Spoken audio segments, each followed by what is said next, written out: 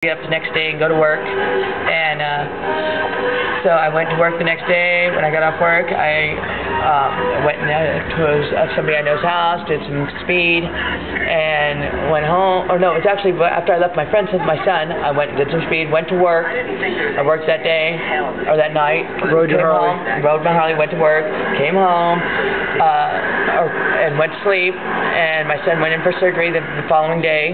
And I went and I spent the whole day at the hospital with him, getting his surgery done. And his dad was late coming to the hospital to pick him up because I obviously couldn't drive him on my Harley. And so then I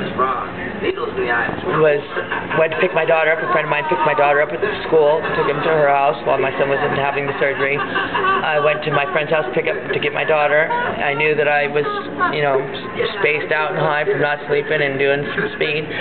Tried to get somebody to come get her and give her a ride to the babysitter. Nobody could do it for me, and I was already late for work, and so it was just like not a couple miles away. Figured I'd just take her over there, drop her off, and I'd be all right. Didn't use my turn signal box. My turn signal was broken on my motorcycle. I didn't know it was broken. They pulled me over for not using my turn signal, and the rest is history. I got arrested for under the influence and felony child endangerment, or actually it was misdemeanor child cruelty, which got jacked up to felony child endangerment. And well, we gotta do something to make things better for you. Get the crowd in here in the club or something for you. I mean, you deserve some good times. Things are going pretty good tonight until this happened. It's like, and the best thing was, man, when my son that day, whenever my son was going to go down to Fiesta Island that day with his stepdad, I'd taken off. Him and his friend were going to go down there, and I tell my son every time I leave the house or he leaves the house, be careful, Kyle, be careful today. It's just something I do. I'm being a mom. And I left that night. He was sleeping, and him and his friend Freitas, they were going to be going down the next day together on the trolley and the bus, and to meet them down there. And I left that night to go stay the night at my boyfriend's house. And as I was getting on the freeway, getting on 5 back off of Palm Avenue and IB, I thought, oh my God, I didn't tell Kyle to be careful before I left. And I wanted to turn around so bad and go back and tell him, Kyle, be careful.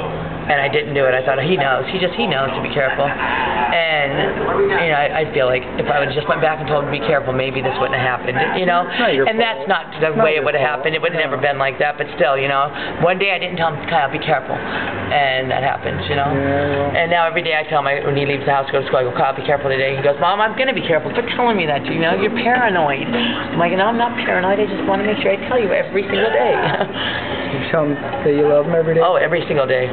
3 or 4 times a day, man. My kids, they know they're loved. And I hug my kids every day. My son kisses me on the cheek, and every once in a while I go, come on, give me a kiss on the lips, Kyle. Come on, you're not too big to kiss your mom on the lips and tell me you love me. He's like, yeah, whatever. I love you, Mom. Don't leave me alone. Because it's like when I was still a kid, my parents, when I was like 6 years old, my dad told me I was too old to give him a hug and kiss goodnight. Don't ask me why, but I was too old to do that. Very traditional guy. And it's like my kids will never be, till the day they die, they'll never be too old to give me a hug and a kiss and tell me goodnight, they love me, whatever. And you were pretty physical woman. You were in sports when you were younger. Did gymnastics and stuff. It's almost time for Chuck to nap, but before he goes to sleep, he likes to get totally stoned. So you have an appendix scar? Or? Yes, I have an appendix scar. Can't even see it. It's not that visible. And then you have a burn from your hair curl? From my iron. Yeah. Yep. You don't have any stretch marks though for having 2 kids. No, I have no stretch marks, not a one. You're very lucky.